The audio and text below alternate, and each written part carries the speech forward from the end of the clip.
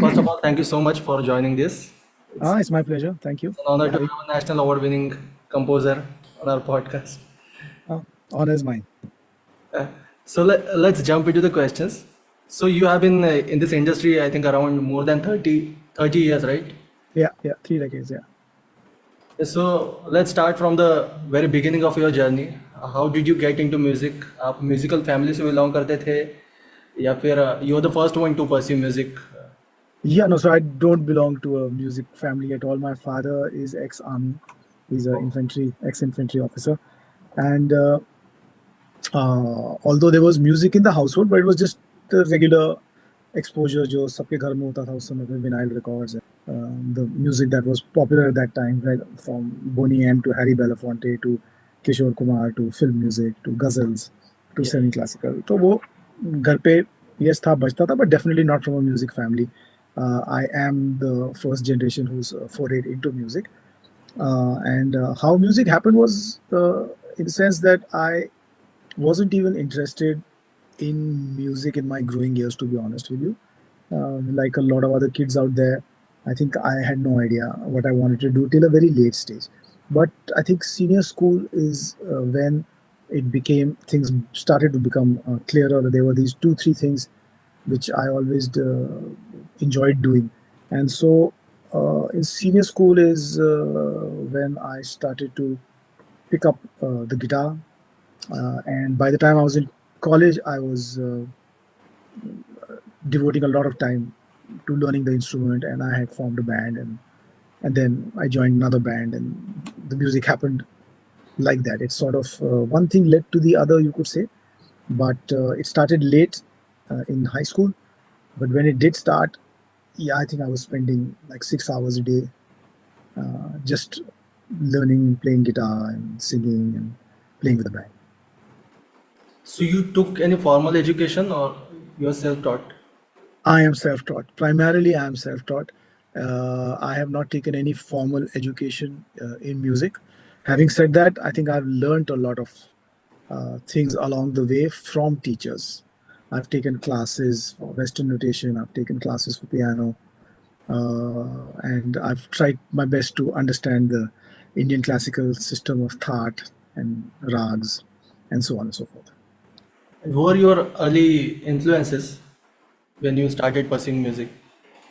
Well, the very first influences were completely, I would say, blues rock bands like Led Zepp, bands like Deep Purple, Pink Floyd, Traffic, a whole lot of the blues and blues rock band, Clapton, Yardbirds, and yeah, a whole lot of those. So the initial influence was all rock.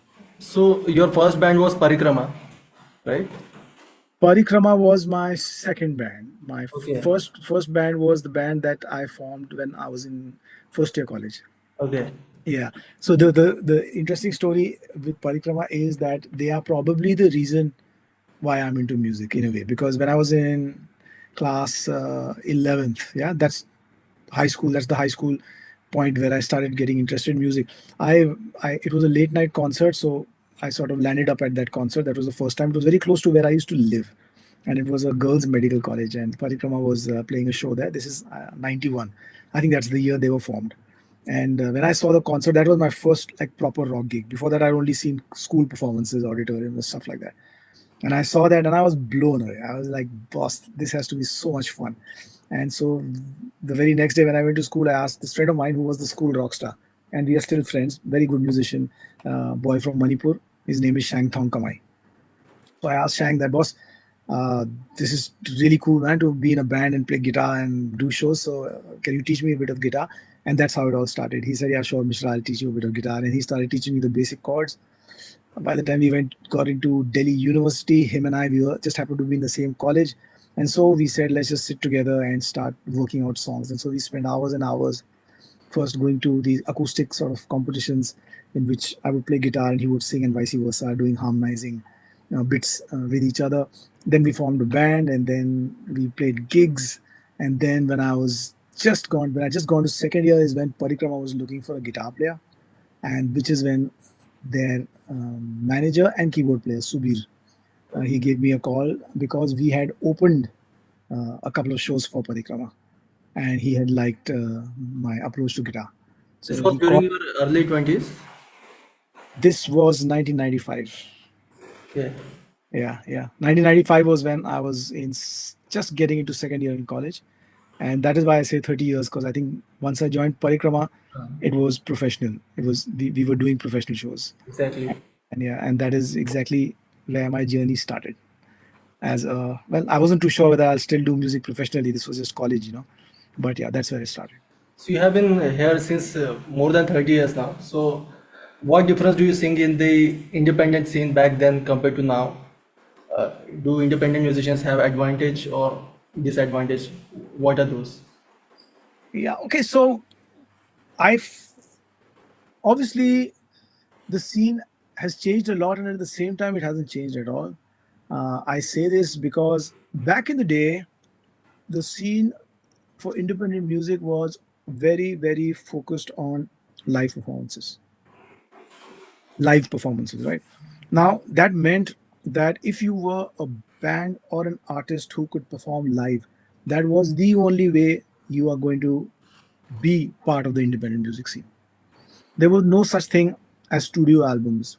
There was no such thing as I'll produce in my home studio and put it up on Spotify, and then I'll go to social media and then I'll gain followers. No, it was one very simple fact, and that fact was that if you were great at performing live, you could be part of the independent scene. Otherwise, there was no place for you. Okay. So I think what that did was that raised the bar quite high. Because as we can all agree, to be able to put up a great live show, and we are talking at a time when there was no backing tracks, there was no sort of hiding behind what you produced in the studio. It was 100% live. So I think we can both agree that when you keep that sort of a benchmark as an entry point, the kind of music and the musicians that were around were pretty good. Were pretty good.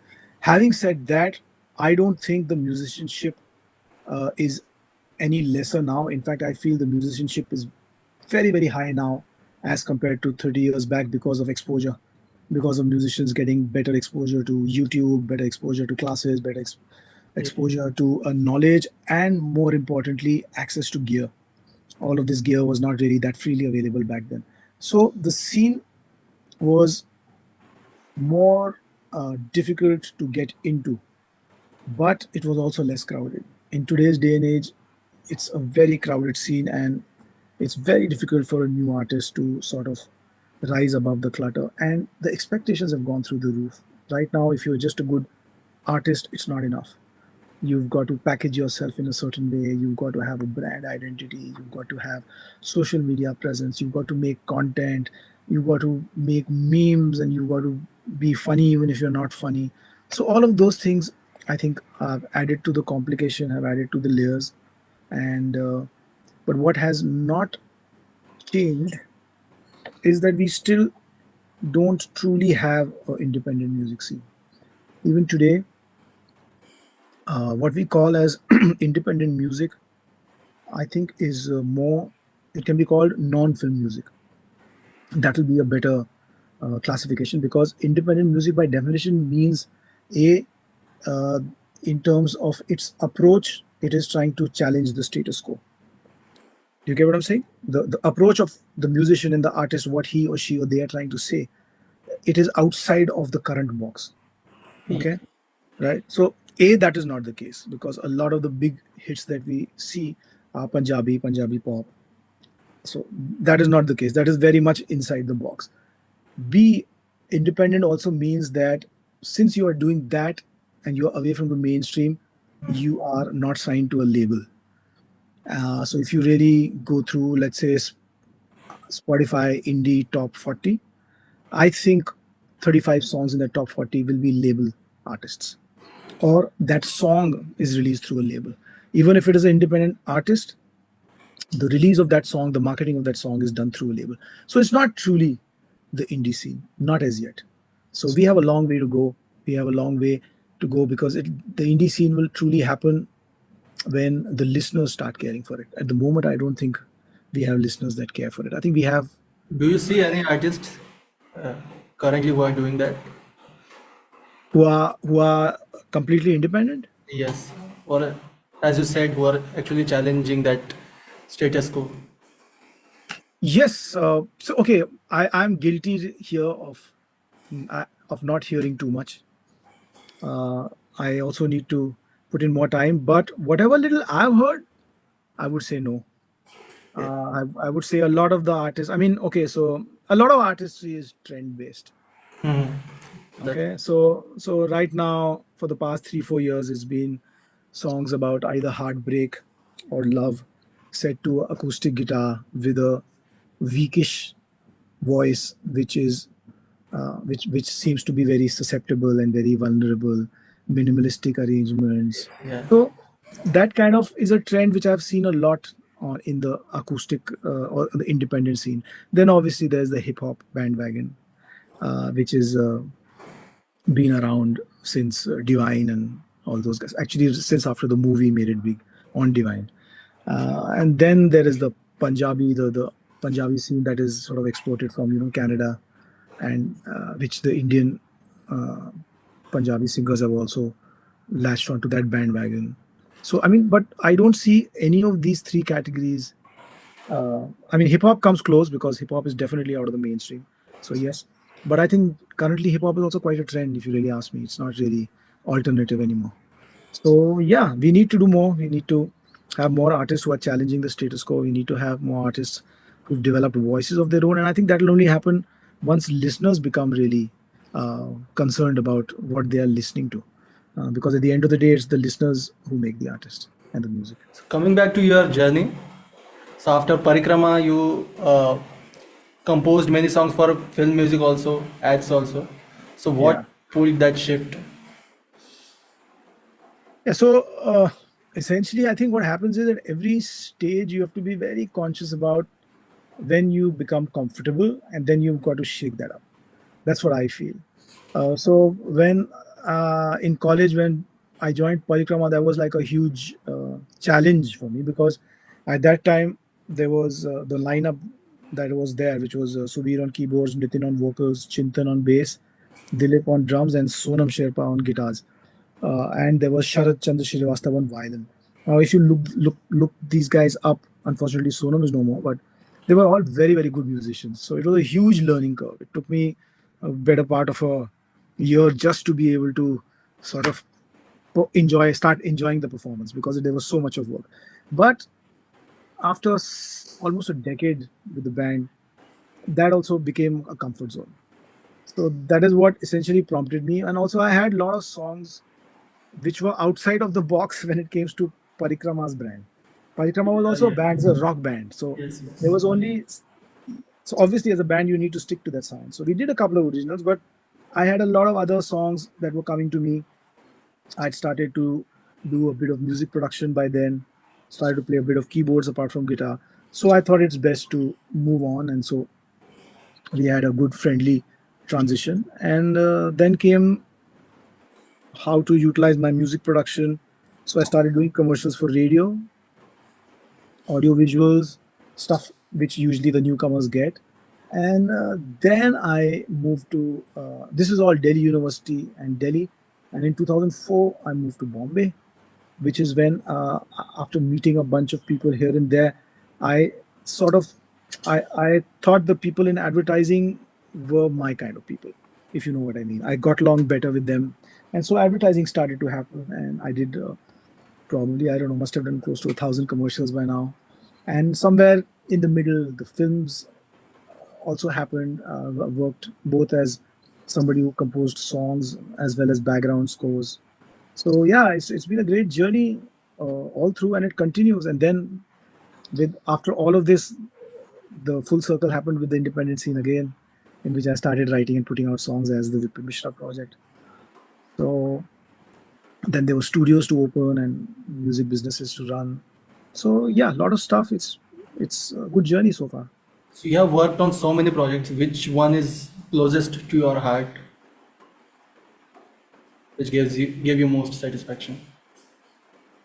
So I say it's very difficult to put your finger on it. I think songs that you write for the sake of writing, those songs are very special, which means independent music, the music that I write for other artists as well as for Vikram Mishra Point. I think those are very, very special because they are simply written for the sake of being written. There's no brief, there is no director, there is no producer, there is no story. So I think that makes it very special, that those things. Then I've always enjoyed doing background scores a lot because I think they are something which are very similar to storytelling. They hold the hand of the film through, and they also give the film a certain personality.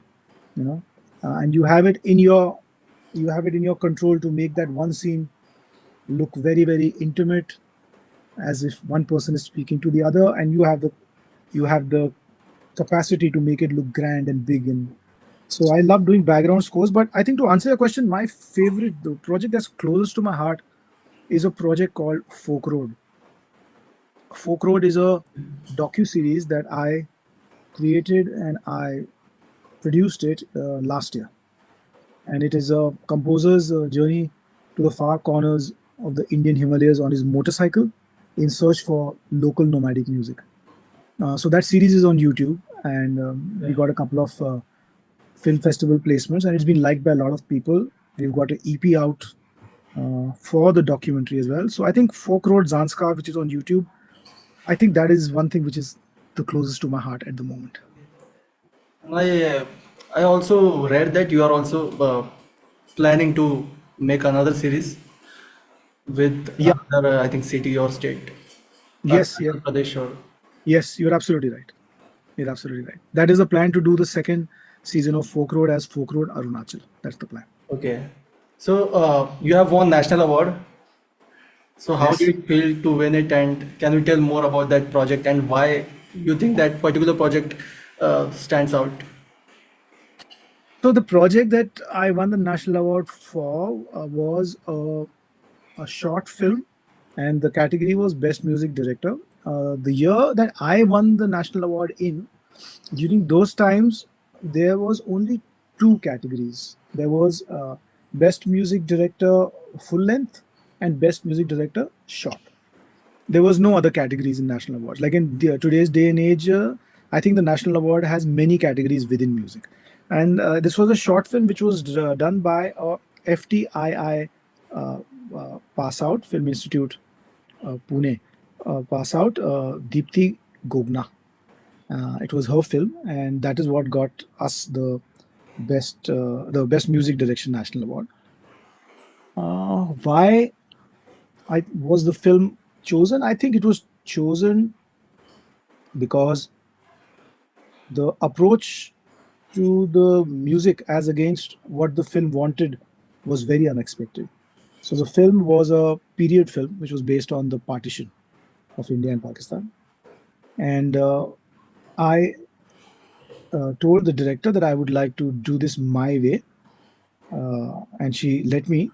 And the approach to music was not at all either period or Indian ethnic instruments, uh, or anything that related to either the geography or the time period or even the costumes. The music was completely, how should you say, an alternative take on what could be it. It was Western, it was orchestral, it was ambient, and it was very minimalistic. So if you were to ask me what worked, I think that's what worked, because I'm sure whoever saw it was not expecting it, but at the same time, it added a certain dimension to the film. As far as what it felt like to get the award at that time, it didn't feel like anything. In hindsight, when I look at it, I feel very grateful and honored. That time, it was the president of India who used to give the award. Pratibha Patel, I think, was the president, and yeah, she handed it over to all the all the people that year. But it was very. I mean, obviously, it was nice, but I don't think the magnitude of the award uh, sunk in till many years later. So you have been collaborating with a lot of artists, iconic singers, musicians. So what do you look for an artist when you are going to collaborate with them?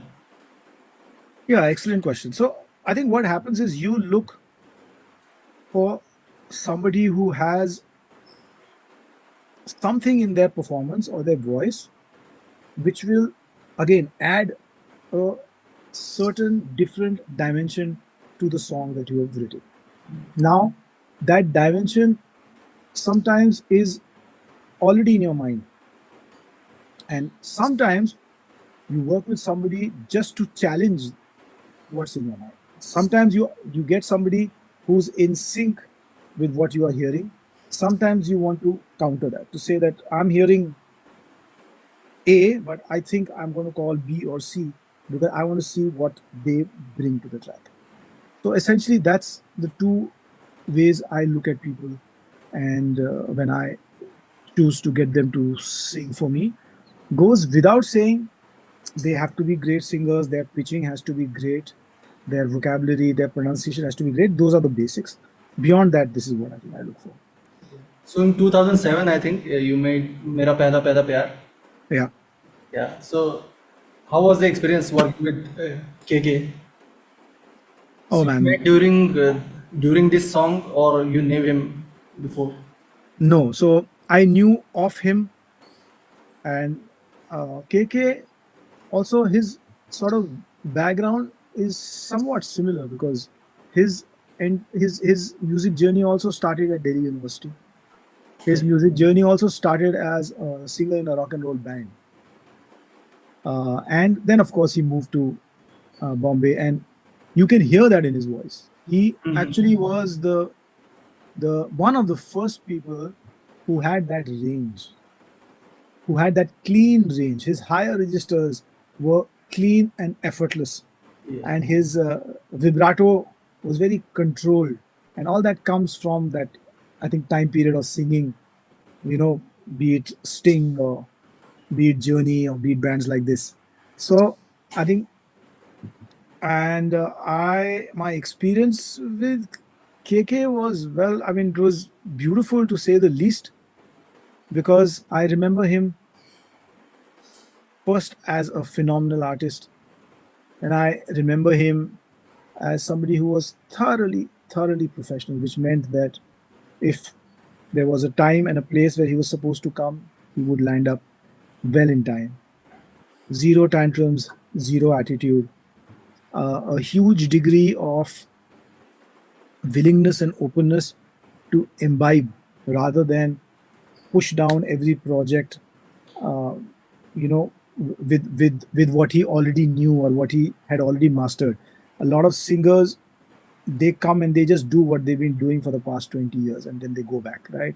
KK was one of the guys who, especially if he knew he's working with, let's say, a music director like I was, who he hasn't worked with before, he would hear the scratch like 5 times, 6 times, and then he would go back to say, just play me that part because I think what you've done is very different to what I usually do. So I want to do that. And I believe that's what makes a great artist, because you've got to be a learner that can never stop. So he was brilliant in that way, and appreciative, very appreciative. Despite being the phenomenal success, he's very humble, very chilled out, and we kept in touch till the very end over SMSs, not very frequently, but every once in a while. I was at one point very keen to do a single with him outside of Bollywood. This was probably, yeah, I'm talking post COVID, so probably 2 years back, 3 years back. I don't remember easily correctly, but at that time he was working on his own album. So he said, I'm working on my own album, so it'll be a bit of a clash. So yeah, he was very open. Very sad to have lost him at in such an untimely fashion. May his soul rest in peace, and may his music and his voice stay with us forever. I want to talk about your process of producing a song. So when you sit Mhm. to produce a song, what's your process? Like you first make a melody, lyrics, think about the story. What's your process? Most of the times, uh, the song comes as a mood. The song comes as a mood, and the mood can be, it comes with its lyric, some bits of the words here and there, and it comes with what the arrangement should sound like, and it comes with uh, what I want this song to be about. It usually comes together. Usually comes together in the sense that you'll sit with the guitar and you just be twiddling something and it'll start to make sense. And then before you know, 20, 30 minutes later, you have a chord structure and you have a melody and you have these few words. And those few words give you some sort of an idea on what the content or the lyric or the what the song will try to say. So usually it happens together. Having said that, it doesn't always end in the same direction. A lot of times, once you put down this idea, you think and you then end up rewriting the direction. Sometimes you end up changing the tempo and the mood and the vibe. So the reviews keep happening till the very end.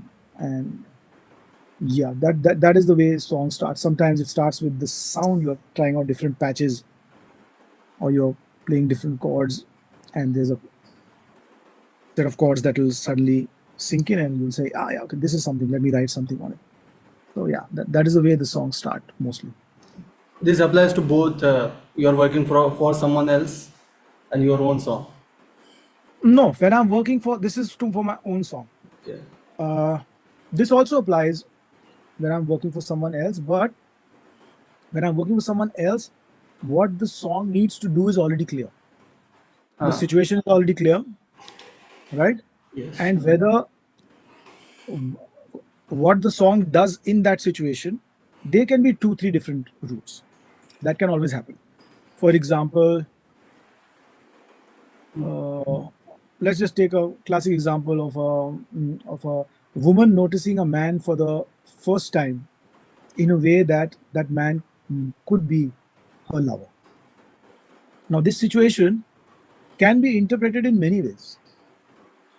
The situation will remain the same, but you could write the mood in which it could be, let's say, happy and exuberant that she's found what she's looking for. Or it could be one of discovery that she's known this person all her life, but this is the first time she's seeing him in this light. Or it could be unsure of, will I get the same return of affection from this person? So now all these three are very different moods in terms of writing, in terms of music, in terms of tempo, in terms of everything. So that obviously you discuss with whoever it is that you are collaborating with, that what does he or she feel will work, and then you write accordingly. And when you are looking for a vocalist for your song, what qualities you look for in a vocalist? So, like I said earlier, I mean, first of all, the pitching has to be great, the diction has to be great, and the singer must have a personality of their own. These are the three things which are non-negotiable. If you sound like everybody else, or if you can't pitch properly, or if you can't enunciate the words clearly, yeah. But I think in all of this, most important is personality. You have to have your own voice. Have your own voice means you need to have a personality in the way you sing. If once you have personality in the way you sing, you become interesting, at least for me. And among all the singers that you have worked with till now, who are your most favorite three singers? You That is impossible to say. That's impossible. Because if I say three, then the other 7, 8, 10, 15 will feel that. But they're all great. So there's so many of them. That's impossible to say. but recently singers you might have worked with. No, I mean, there's Ronkini, who we did one episode of Raga Revival, in which I can't say that we worked together as composer and singer, but it was just her music, and she's absolutely fantastic as a vocalist, Ronkini. And then I mean, Kirti Sagatia, he's one of my favorite voices, one of the favorite voices as well. He's really good. He's got personality, and he has a lot of fun when he's recording. So there is that. Then I mean, Mohit Chauhan, always, because he again has such a personality. You hear the first note and you know it's Mohit singing. Yeah. So yeah, all those people. I'm sure a whole lot who I can't remember right now. So you are a music producer, but you are also a musical entrepreneur. Yeah. So as someone who has built music and business as well, do you think artists should also learn entrepreneurship? new artists? Well, I won't say they should or they shouldn't. I mean, it's an extension. It happens automatically. I have not taken up any of these side projects because of some ulterior aim or goal. No, I found them to be of interest. I found them to be something that I would want to be a part of. I sometimes I see a problem that I would like to solve, and so you should or you shouldn't. I mean, that depends on what your state of mind is, what your interests are, what your qualities are as a person. But I think there are lots of problems to solve around the music industry, especially the independent music industry. And so, yeah, there are a couple of things that I'm working on, which I will share with you guys very soon. It'll be of great value to a whole lot of people. Okay. And how do you balance these two things? Like, as a businessman, you have to also track the data and all those things, and also your artistic side. Do you find it difficult to balance these two things? No, no, because I what I do is, for me, it's they work very well together. Because see, what happens is one side, which is sitting down, composing, writing, or producing, and on the other side is, let's say, the business part of it. There's studio, there's a jam room, there's some music tech that I'm developing, there's Kranti Records. uh, what happens is they provide like a relief from each other to me. Ah, So it's a yin and yang for me. That's why I really enjoy it. So there'll be days where I would have written and composed, then on the second day, post lunch, I'll be like, I think I need a break. And then I'll shift to the other side and I'll put my attention to whatever is required there. And so it works well for me. I don't find it challenge. I find it beneficial, to be honest. okay. And I think during COVID you started Jamura Live, right? Yeah. So what you can do is, if you want to keep this question, you can probably change it to. I'm now working on something that's called TrackPay, TrackPay.in. Okay. Yeah. So if you wish, you can ask me about that, and I'll tell you a bit about it. Yeah, please. Yeah. Okay. So Jamura.live, which you asked about, was my first attempt at a music tech solution.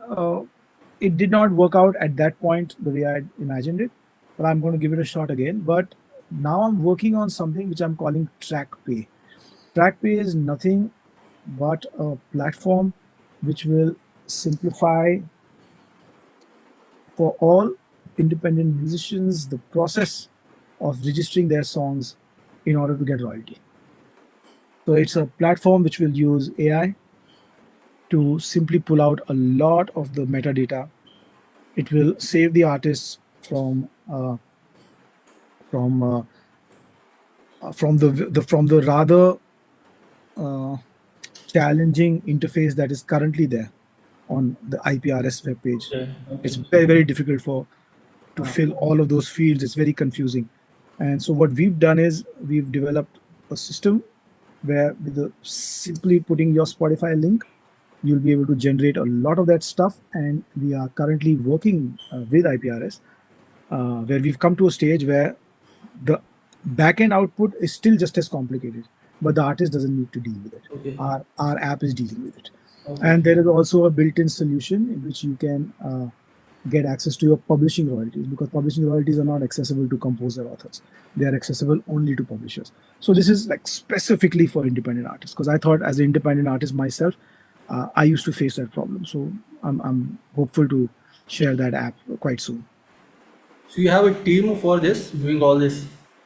Freelancers, Freelancers, okay. Okay. freelancers, because it's not an ongoing process. I come across an idea, I put it down on paper, I start to develop it a bit by myself, and then when I see it's heading somewhere, I get together a team. And right now I'm working with the one person. It's a one-person team who's helping me out. Yeah. So you have done film scores, ad jingles, independent music, live shows. Yeah. For young musicians, what would you suggest? Where the real money for the artists is there? See, if you are talking about independent music, then I believe the real deal still remains in live performances. Live. If you are talking about independent music specifically, because not only is the real money there, which basically means you pay this gig and we pay you X amount. There's no ambiguity about this, but also the connection that you make with your audience during a live show is absolutely irreplaceable. You will never make the same connection over streaming, over YouTube, over podcasts. Never. The kind of connection that you make in a live show is irreplaceable. And those are the kind of people who will get to know you in a way that the others won't. So I think live is where the scene is. Live is where the money is when it comes to independent. Now, if your question is a holistic one between independent and films and advertising, and then, to be honest with you, the only place where a composer or music producer can make good money is when they are doing music for motion picture. Simple as that.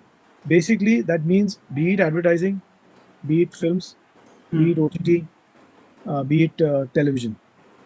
This is where the money is, because this is the industry. In over here, you are solving somebody's immediate problem. Somebody's making a film, they need a song, they need a background score, and also you cannot compete with the marketing resources that films has. I mean, a song in a film will go much, much, much further than an independent musician can ever hope to market it. So even when it comes to reach, I think these fields is where the reach is. My advice would be this.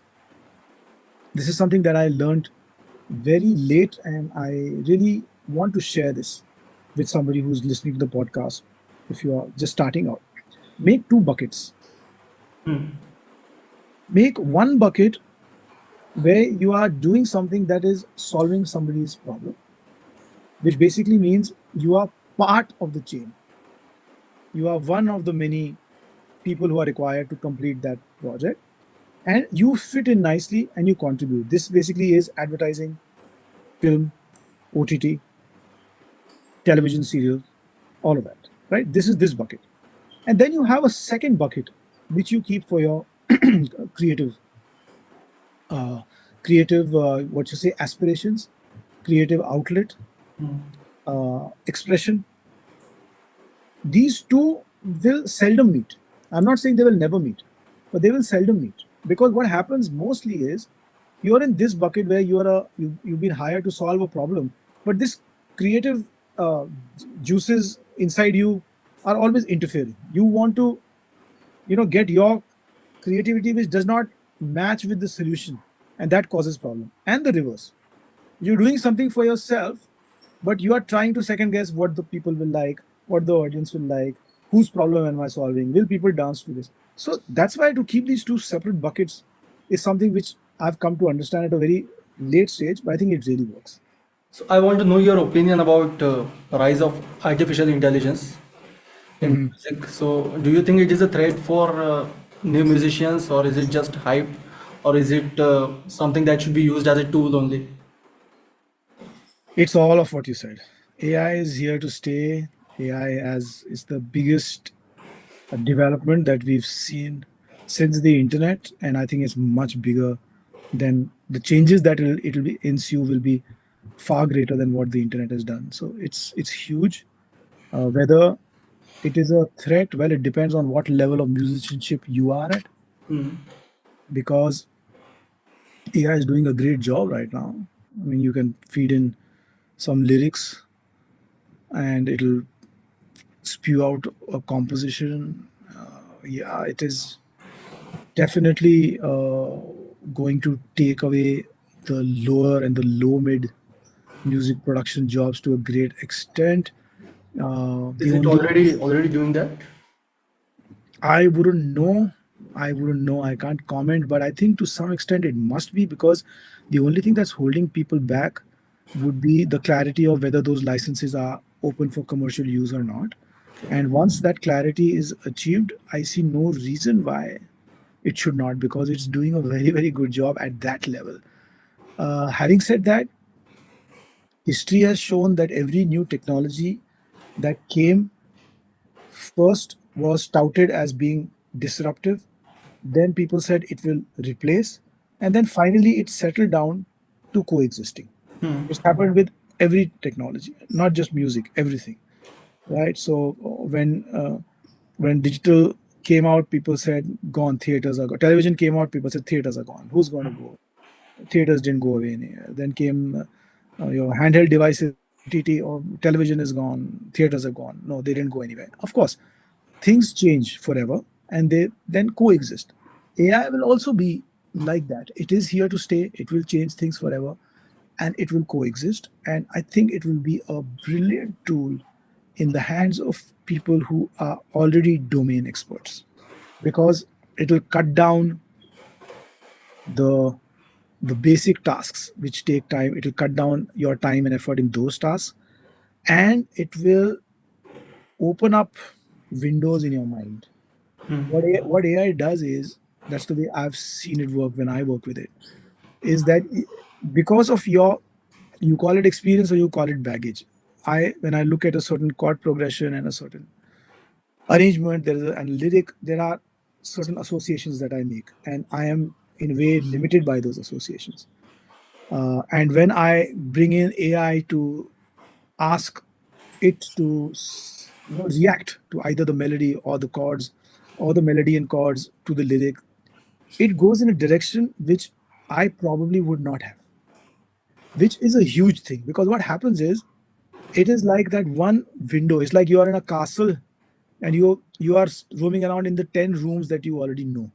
And suddenly AI opens this one door which opens up another set of rooms which you've never explored.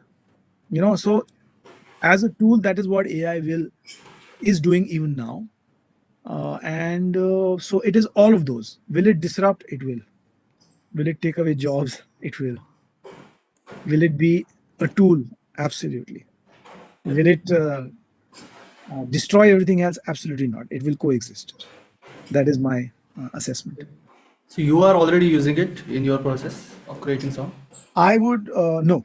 I have used it for fun. I put up a couple of videos on YouTube, and I have not used it in great detail. But this has been my experience of whatever little I've used it. I do intend on taking out a week, sometimes in the coming month, in which I will simply do this. I'll play around with it. I'll do stupid things with it. I'll throw uncanny challenges in it, and I know I'll be sharing my data and it'll be learning of my data. But I think that is okay because yeah, to get something you have to give something. So I suppose, yeah. Do you think it will replace musicians in a way like last year or around 23? The AI came where, those songs were redone in Kishore Kumar's voice, Mohammed Ah. Rafi's voice, and a lot of people were saying that vocalists are going to be replaced. But that didn't happen, at least till now. No, so I don't vocal. See, what happens is, it's, how should I say? It's like okay, you've seen those Instagram filters. Yeah. Now, do people use that filter? Of course they do. Huh. Do the filters get the job done? Of course they get the job done. But if you are a professional grading artist or a professional photo editor and a client, or you have a specific thing in mind, आपको वही चाहिए, उसके अलावा कुछ भी और नहीं चाहिए, Yes. then you're going to have a difficult time using that because it has trained on those few things and it can do those few things well and quicker and faster. But what happens when you are not okay with anything else but that one thing that you want? I have a feeling it's going to take a while to get there, and I also have a feeling regulations will catch up. अभी क्या है, it's like जैसे शुरू में YouTube था, जिसने जो मर्जी अपलोड कर दिया. हाँ. There was no checks, there was nothing. जब monetization शुरू हुआ, तब लोगों ने बोलना शुरू किया, अरे भाई ये गाना तो मेरा है, तो पैसा ये आदमी लेके जा रहा है. तो फिर ऑडियो फिंगरप्रिंटिंग शुरू हुई, रेगुलेशन शुरू हुआ. Even with AI, I think regulations will catch up, and you will have to declare whether this content is made with AI. दूसरी बात है that technically speaking, अभी ये people are fooling the system by putting AI bands and on Spotify and all. But technically speaking, machines are not due their royalty. Royalty is only for human beings. So as and when the systems get tighter, even monetization will get difficult.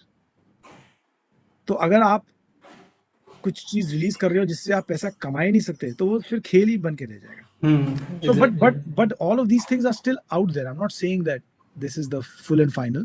there's lot of ambiguity right now कि आगे आगे क्या होएगा. Today's musicians have all the tools available, like all the softwares are available, tutorials from the हाँ. best universities in the world, global access to every style, but that often leads to being scattered and they are not focused. So what do you suggest? Like they should explore as much as they can or stick to one thing and master it. Actually, that again is a great question because there is definitely an overload of information. There's no doubt about it. And with overload of information also comes that you get into this loop in which you are only consuming information but you're not acting on it. So my recommendation is that limit the time that you use for exploring. Limit that time. Okay, be focused. दिन में आधा घंटा खोलो YouTube जो भी है फिर देखो guitar techniques guitar voicings piano techniques do it music production tips singing exercises but when that half an hour finishes pick any one thing and then start doing. The problem is we are not doing enough. We are undulated with so much of information that हम वो information को ही process करने में हमारा पूरा time निकल जाता है. So you have to be careful that that doesn't happen. You have to be careful that I'm not all the day only looking at how to produce music. I actually produce music also. So that ratio needs to be, you need to be very mindful of that ratio. Okay, abhi theek hai, half an hour, 45 minutes, I've consumed, I've found these 2-3 things of value. Either I will save it for later or I will start acting on it now. But act. Doing results in progress. Just consuming information does not result in progress. Now, how much do you think it's important to diversify? Because there are a lot of vocalists who get into music and they start producing music. So should they stick to singing only, or they should explore like music production also and other projects also? See, this is again this question has many aspects. Okay, first of all, I do believe that every singer, especially in the Western pop contemporary music, every singer should play one instrument, even if it is basic. I feel it is important. It's important because it helps you rehearse better, it helps you discover yourself better, it helps you experiment better. Having said that, is diversification a good thing? That will again depend on what your goals are. It will depend on what your, how should you say, temperament is, or what are the things that you're interested in.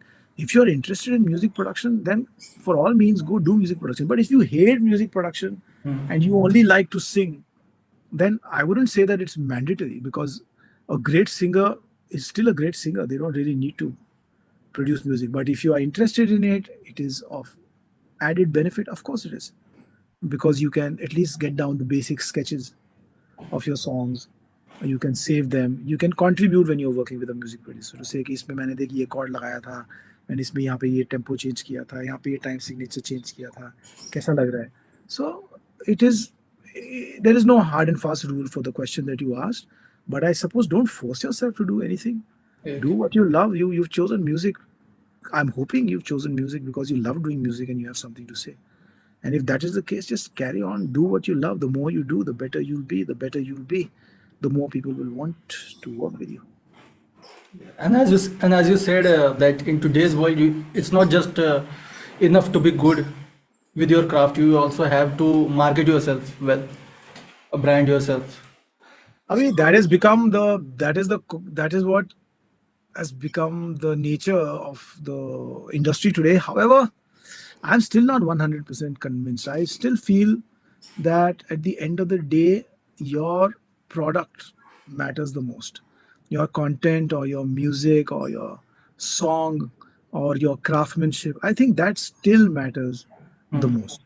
That still matters the most. There is no doubt that it's very noisy and to cut above the noise is difficult. And the only way you can do it is by spending marketing. That is also a fact. But if you were really to ask me in terms of priority, I would still say सबसे पहले अपने में invest करो, अपनी कला में, अपने हुनर में, अपने आप को develop करो, and ऐसी चीज produce करो जो आप खुद सुनना चाहोगे. Really as simple as that. So here is the last question. If Okay. you had to pass one piece of wisdom to next generation of musicians, what would it be? I don't even know if I have that wisdom to pass on, but it'll all come back to the same thing, that where do things for the right reason. Okay, if you're doing music, do it because you love to do it, because there is something inside you that wants to reach out to people, there is some expression that you want to express. Do it for the right reasons, and uh, enjoy the doing, enjoy the process. I keep saying it because this end game that some of us have in mind, कि इसके साथ ये गाना मिल जाएगा तो मैं ऐसा famous हो जाऊंगा, that end game will never end. There is no end to the end game. Therefore, there is no end game. The sooner you realize this, the happier you will be.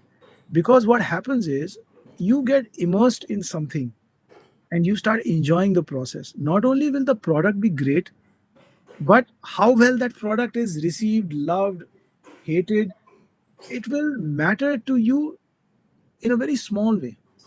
The this end game पे जब हम expectation रखते हैं, तो सब कुछ, हमारा सारा जो, जिसको कहते हैं आशा है, वो उस एक पॉइंट पे जाके accumulate होती है, और वो पॉइंट constantly shifting है. It's like the horizon. You are in a boat and you say कि वो जहाँ पे वो समुद्र और आसमान छू रहा है, मैं वहां जाऊंगा तो मैं ठीक रहूंगा, लेकिन वो point is not one point, it is constantly moving.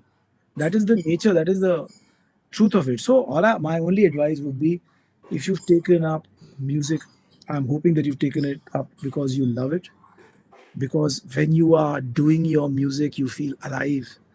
When you're putting out songs, you're putting your heart out, and that is what will make everything that you do beautiful for you. That'll make your life worth living, a life in music, and it'll make it easier also. You will not be unhappy chasing things. I think that's the only wisdom that I can give. I said this was the last question, but I have one more question. Yeah.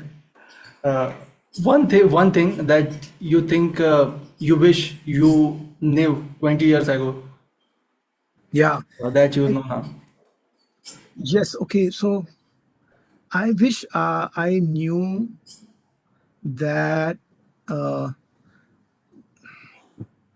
Okay. To put it simply, I wish I wasn't so sure that my way is the only way. I wish I had learned much, much before that there are 10 right ways to do a thing. What that does is it makes you open to collaboration, it makes you open to other people's ideas, and it makes you easier to work with. And when you are very, very sure of, no, this is the right way, then you become close to other ideas. And as good as it is to have clarity, and as difficult as it is to balance clarity, proficiency with being open minded, I think that is the critical space. How I wish I I would have known about that when I was in my Can you give 20s. example like in Example is very simple. Let's say I have written a song, I don't know, and there is somebody who I'm collaborating with. It could be my director, if it's a, or my producer, or it could be another artist. And I am just so sure that this is the only melody and the only word yeah. and the only lyric, right? And then I'm close to it. I'm close to everything else because I'm so sure. But to have clarity and then still be open to saying, let's try it. Basically, not shutting your heart and not shutting the door, right? To saying, like I told you about that window which the AI opens earlier. I don't know whether you'll be able to link it to that segment. But what I'm trying to say is clarity is good, but it should not lead to inflexibility. In today's day and age, even when I'm writing a song without anybody, I keep it open for close to 3 weeks. I'll hear it, I'll play it for my wife, I'll play it sometimes for my friends, I'll play it for whoever. And if there is a feedback, I take it. 20 years back, I was incapable of taking that feedback. 20 years back, I was like, this is it, song is done. If you want it, take it. If you don't want it, you know. So I feel that's something that, but possibly that comes with age. But if you can get it when you're in your 20s, that would be great. Okay, great. So this was actually the last question. So Okay, great. thank you so much for giving your valuable time. And this It's was my great. pleasure. This was great talking to you. You It sharing your is. experience of so many years with us. It's my Thank you so pleasure. much. Thank you, Jayesh. Thank you for having me. Okay. Yeah. All right. Bye. Yeah.